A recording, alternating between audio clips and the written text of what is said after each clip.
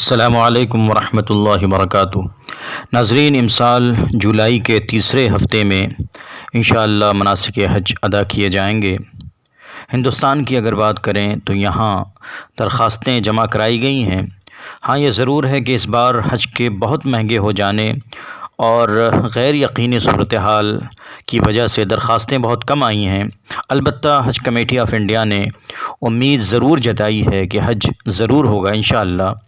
جس طرح گزشتہ سال 2020 میں یہاں سے بلکہ دنیا کے بیشتر ملکوں سے حجاج مکہ نہیں پہنچ سکے اور حج نہیں کر سکے، امسال اللہ کی ذات سے امید ہے انشاءاللہ حج ہوگا۔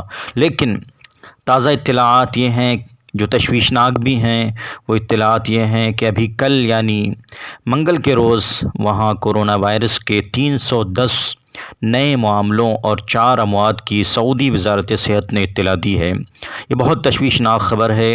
اسی کے ساتھ سعودی عرب نے پاکستان اور ہندوستان سمیت 20 ممالک سے تعلق رکھنے والے شہریوں، سفارتکاروں، طبی اہلکاروں اور ان کے اہل خانہ پر 3 فروری رات 9 بجے سے مملکت میں داخلے پر عارضی طور پر پابندی عائد کر دی ہے۔ اس سے پہلے سعودی عرب نے گزشتہ جمعے کو اپنے شہریوں پر عائد سفری پابندیوں میں توسیع کرنے کا اعلان کیا تھا۔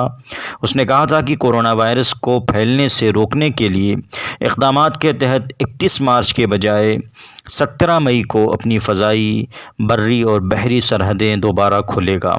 بہرحال کل ملا کر ناظرین حالات تشویشناک ہیں۔ کہیں نہ کہیں حج پر بھی خطرات کے بادل جو پہلے سے منڈلا رہے تھے وہ اور گہرے ہو گئے ہیں۔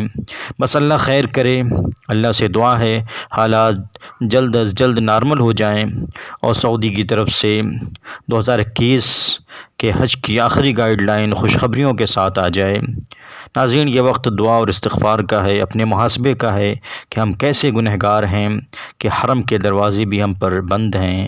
ربنا ظلمنا وإن لم تغفر لنا وترحمنا لنكونن من الخاسرین۔ ربنا ظلمنا انفسنا وإن لم تغفر لنا وترحمنا لنكونن من الخاسرین۔ والسلام علیکم ورحمۃ اللہ وبرکاتہ۔